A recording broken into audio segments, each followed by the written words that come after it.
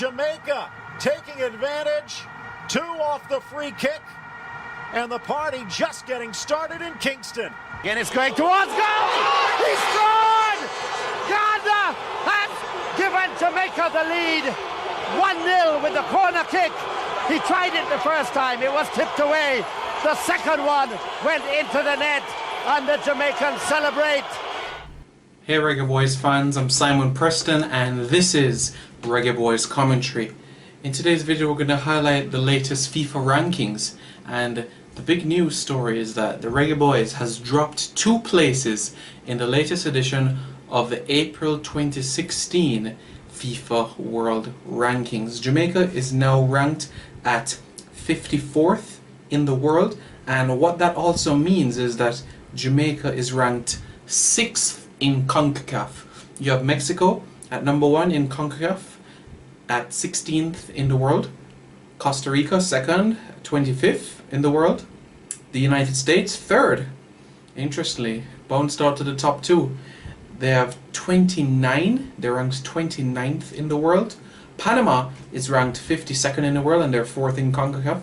Trinidad and Tobago, they're ranked 5th in the region and they're ranked 53rd in the world and they're number 1 in CFU. And Jamaica, it rounds up the top 6 at 6th place with 54, ranked 54th in the world.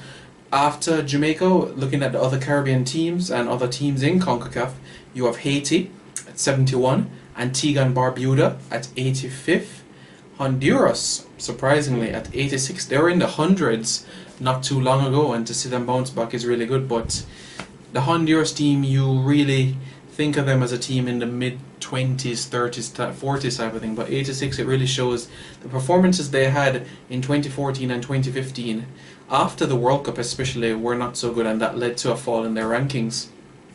After them, you have Guatemala at 89th in the world. They hopped 6 places in the rankings. Carlos Ruiz, what an instrumental player he's been to Nicaraguan football. Alongside him, you'd have to say Juan Carlos Plata is him and El Pescadito Carlos Ruiz are the best players in Guatemalan history. Behind them you have the Sugar Boys of St. Kitts and Nevis at 92nd in the world.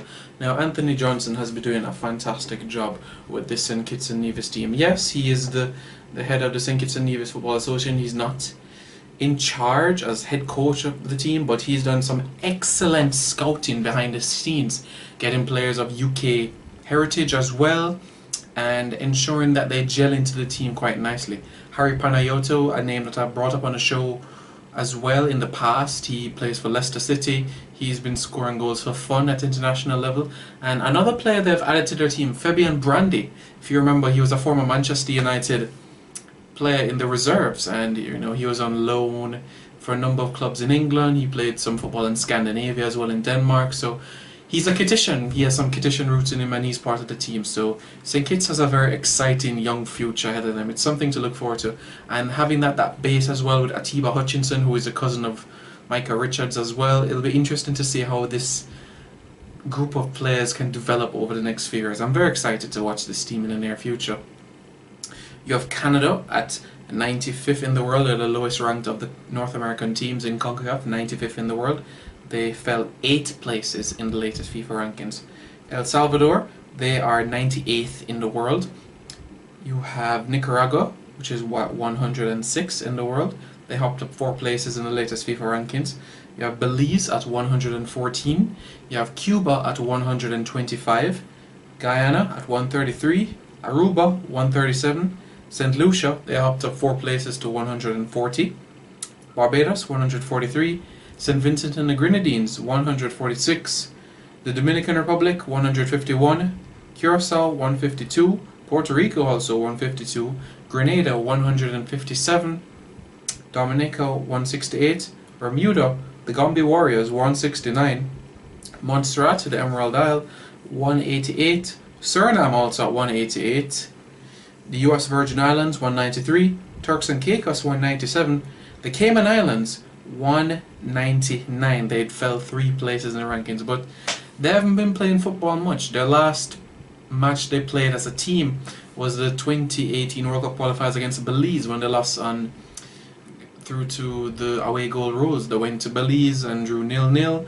Came back home. Mark the Spark Ebanks, he got a goal, but Belize got an equaliser and they were eliminated from the qualifiers. They have some good individual players, especially playing in the Cayman Islands Premier League, but if they are able to get matches together, that will do them wonders for the future. The British Virgin Islands, 201 in the world.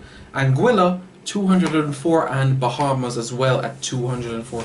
So that rounds out the CONCACAF region in terms of the rankings. Jamaica, you would want them to hop up in the rankings because the higher they are, the better their average will be, so that Jamaica can ensure that they maintain in this top 70 and they'll be able to export players to England, especially to the Premier League, which is what we want to see. We want to see our players playing at the highest level.